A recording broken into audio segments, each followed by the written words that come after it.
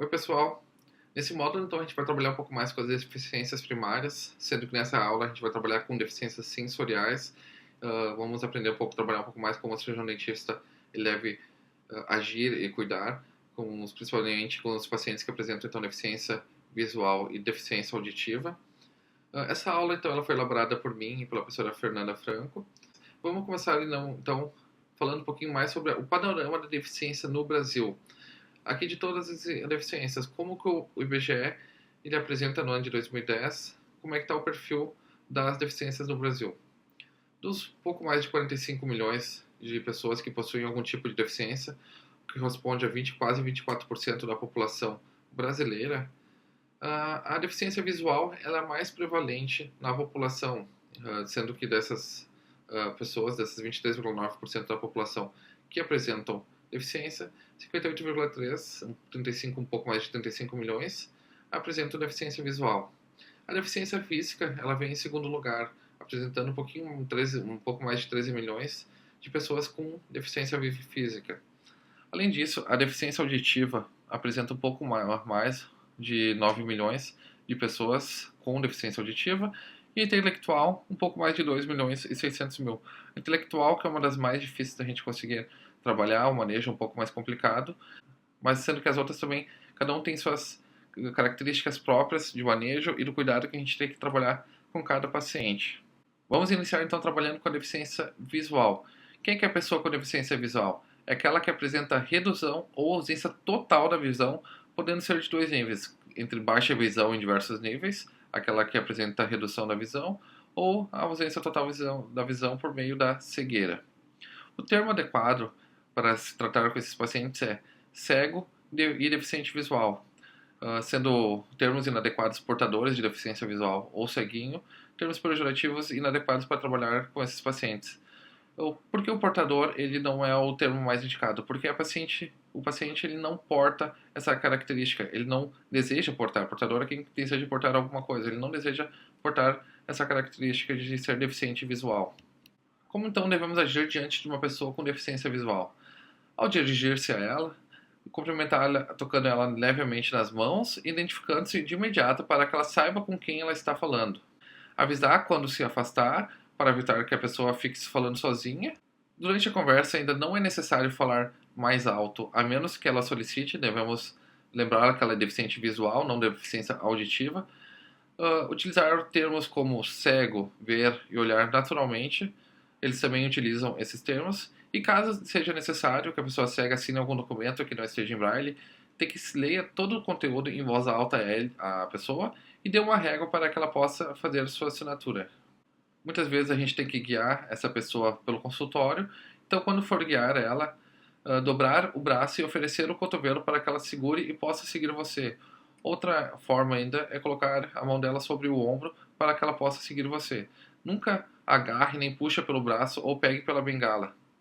Para ajudar a pessoa cega a sentar-se, sempre guie ela até a cadeira e coloque a mão dela sobre o encosto para que então ela, por meio do tato, ela consiga pegar e se localizar, informando se a cadeira tem braço ou não. Narre o trajeto, avisando sobre degraus e outros obstáculos que a pessoa possa vir enfrentar na sua frente. Ao explicar então a direção, indique sempre a distância e os pontos de referências com clareza, tantos metros à direita, à esquerda, evitando termos como por aqui e por ali. Se a pessoa cega ela utiliza um cão-guia, não faça carinho no cachorro para não distraí-lo. A gente tem que entender que aquele cão está lá a trabalho. Ele não é um bichinho de estimação. Quanto mais a gente ignorar, então melhor vai ser para o seu dono e para ela mesma. Nós devemos entender que o cão ele é treinado para assumir um comportamento adequado, no caso nesse de pegar e guiar a pessoa cega, sendo permitido o seu acesso a qualquer ambiente que a pessoa frequente, inclusive no seu local de trabalho. E sempre que alguém pegar e acontecer alguma situação em que não permitirem, lembre-se que por lei já é permitido que o cão ele acesse sempre os mesmos locais em que o dono estiver acessando. Algumas atividades lúdicas para simular uma deficiência visual pode ser realizada por nós, até para vermos como a gente reagiria e como a gente deveria pegar e tratar os deficientes, como por exemplo no consultório odontológico, como seria necessário nós falamos, agora nós vamos colocar a broca ou a caneta, mas o paciente não consegue enxergar, ele não tem a mínima noção do que uma pessoa normal, do que seria uma caneta de alta rotação, o que seria uma broca, sendo então deixando ele pegar e colocar a mão, assim, fazendo ele sentir o que seria. Outras atividades, por exemplo, com alguém guiando a gente, com obstáculos na frente, também são atividades para pegar que a gente pode realizar para nós termos alguma ideia do que é ter essa deficiência. Como é o acesso, então, ao atendimento odontológico? Por não visualizar as pessoas e o ambiente, é imprescindível que a equipe odontológica ela se converse e esclareça de maneira clara e detalhada sobre como estão posicionados os equipamentos, a cadeira odontológica, o modo de seu tratamento, além da importância de incentivar que a pessoa com deficiência visual ela toque nos objetos e pessoas ajudando a sua percepção. Perguntar se ela quer ajuda para locomoção após sair do consultório, principalmente quando ela não conhece nas primeiras consultas, e fazê-lo reconhecer o ambiente para que ela vá se adequando ao ambiente. O reconhecimento do consultório por meio então do tato, de caminhar, do cirurgião dentista ir guiando ela ao longo de todo o consultório é extremamente fundamental para ela se adequar, como a gente pode ver nas figuras. Após então o conhecimento do consultório, é importante que o cirurgião dentista ele saiba que os deficientes visuais eles apresentam geralmente o mesmo padrão para doenças estomatológicas nos pacientes não deficientes. Entretanto, a prevalência de doença periodontal ela pode ser muito mais elevada pela dificuldade de alcançar uma higiene bucal adequada sem ter esse feedback visual. Os deficientes eles necessitam de um auxílio especial no aprendizado da utilização da escova e do fio dental, e apesar da pouca habilidade motora para uma higiene bucal satisfatória, é possível, por repetidas instruções de escovação e profilaxias, realizarem técnicas adequadas de higienização e manterem saúde bucal sem sinais de gengivite, perda de inserção periodontal ou lesões cariosas. O material lúdico, desenvolvido especialmente para o trabalho com deficientes visuais, é apresentado nesse trabalho dos autores abaixo, em que há cartilhas de prevenções escritas em bailes e em tinta ampliada com figuras em alto relevo feitas com papel de EVA e cola textura, ele é apresentado para esses pacientes que apresentam a deficiência visual. Mais do que um protocolo para atendimento do paciente com deficiência visual, vamos falar de dicas de convivência e como agir com esse paciente. Eu já falei anteriormente o primeiro item, que é a importância da descrição do consultório e do que está ocorrendo nele. É importante também, então, falar diretamente sempre com o paciente e não só com o seu cuidador, permitir que o indivíduo ele toque e sinta a cadeira odontológica antes de sentar, descrever ao paciente de forma detalhada, clara e objetiva o procedimento que será realizado, descrever e deixar o paciente tocar, provar ou tirar os instrumentos e materiais que serão utilizados, fazer ainda o paciente sentir as vibrações das canetas com o contato da unha ou na mão e avisar sempre antes de ruídos altos, anestesias, jatos de ar, água ou motores, evitando movimentos bruscos inesperados do paciente. Devemos sempre então incentivar a autonomia do paciente, fazendo com que ele participe do tratamento e do autocuidado na higiene dental. A educação em saúde, então, ela deve explorar os materiais palpáveis, como por exemplo sonoros ou com sabor. Esses sentidos eles devem ser explorados e incentivados na percepção do biofilme com a língua ou através de materiais ilustrativos em alto relevo, em braille ou palpáveis. E a quantidade de dentifrício ele deve ser sempre mostrada colocando no dedo do paciente para que ele tenha noção da quantidade de dentifrício que ele deve utilizar sobre a escova de dente. A segunda deficiência da aula de hoje é a deficiência auditiva, que ela pode ser caracterizada como a redução ou ausência de capacidade de ouvir determinados sons em diferentes graus de intensidade. Algumas fazem leitura labial ou utilizam aparelhos auditivos. O termo adequado para quem tem deficiência auditiva é pessoa surda, surdo ou simplesmente deficiente auditivo. O termo inadequado é surdo-mudo, porque muitas vezes a pessoa ela não é muda, ela só é surda, ou tão mudinho. É de importância fundamental que as deficiências de audição elas sejam detectadas antes dos 3 meses de vida.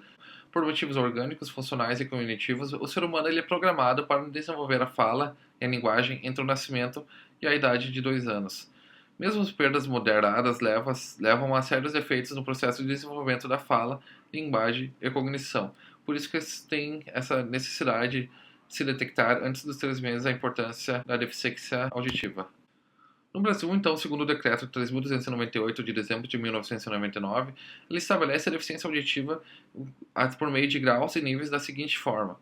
O grau mais brando, que é a surdez leve, que varia de 25 a 40 decibéis, sendo que o grau mais grave seria acima de 91 decibéis, seria a surdez profunda, o grau mais grave de deficiência auditiva. Como devemos, então, agir diante de uma pessoa que tem deficiência auditiva? Procurar sempre falar pausadamente, mantendo contato visual, pois se desviar o olhar, ela poderá entender que a conversa acabou, falar articuladamente, movimentando bem os lábios, evitando colocar objetos ou a própria mão na boca, para não atrapalhar a leitura labial que muitos pessoas com deficiência auditiva realizam. Enquanto estiver conversando, então, sempre manter o contato visual com a pessoa, evitar ficar contra a luz. A pessoa ela precisa ver sempre a sua expressão facial para entender. Muitas vezes vão entendendo pelo contexto do que estamos falando. É importante destacarmos que as pessoas surdas elas se comunicam de maneira essencialmente visual e pela linguagem de sinais. Para iniciar então uma conversa, acene ou toque levemente em seu ombro ou braço. Quando o surdo estiver então acompanhado de intérprete, fale diretamente com a pessoa surda. E se necessário e você não souber a linguagem de sinais, comunicar-se por meio de escrita ou de mímicas e gestos que possam indicar o que você quer dizer. As expressões faciais são super importantes ao conversar com o surdo, pois sem elas eles não podem ouvir o tom da sua voz, tendo dificuldade para identificar os seus sentimentos. E o mais importante de dicas de convivência, então, é falar com a pessoa surda num tom de voz normal, a não ser que ela peça para você falar mais alto. Para o manejo odontológico de pacientes com deficiência auditiva, o profissional deve sempre manter-se à frente do paciente, sem máscara, quando for se comunicar, para que ela possa ver a sua face e a sua boca. Além disso, todos os instrumentos eles deverão ser demoradamente mostrados antes de qualquer intervenção, condicioná-lo à vibração do motor em mão, por exemplo, braço, rosto, e só finalmente do dente, uma vez que o deficiente auditivo ele percebe com muito mais intensidade as vibrações táteis e a sensibilidade. É, portanto, então, necessário que o tratamento odontológico ele seguir pelas vibrações.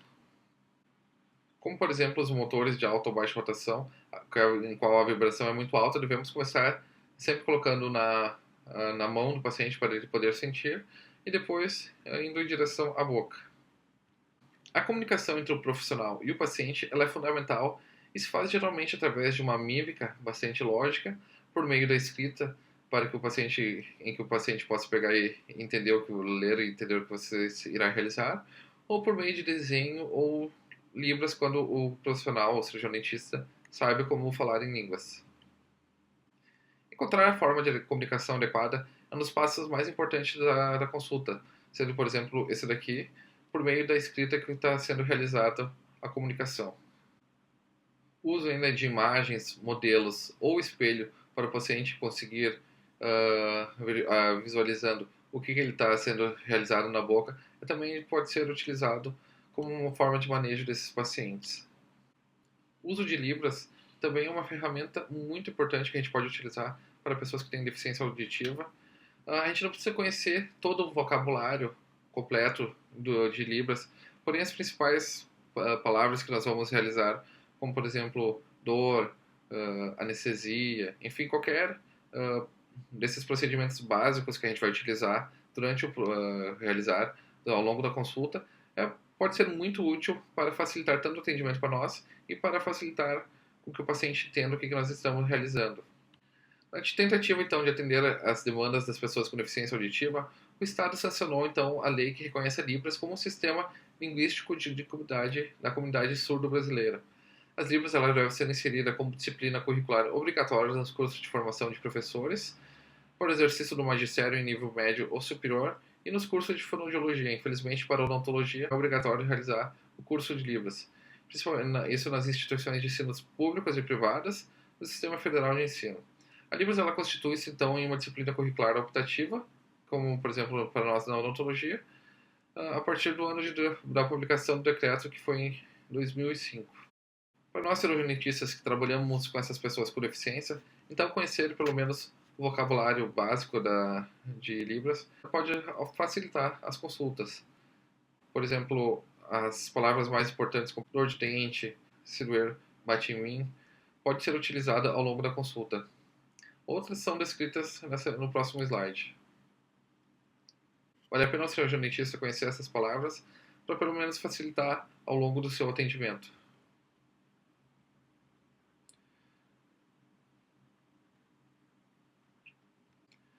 Uma mensagem final, então, eu quero deixar, porque frequentemente os pacientes especiais eles despertam sentimentos de piedade e são tratados com indulgência, exigindo-se deles menos responsabilidade, o que não deve ser realizado.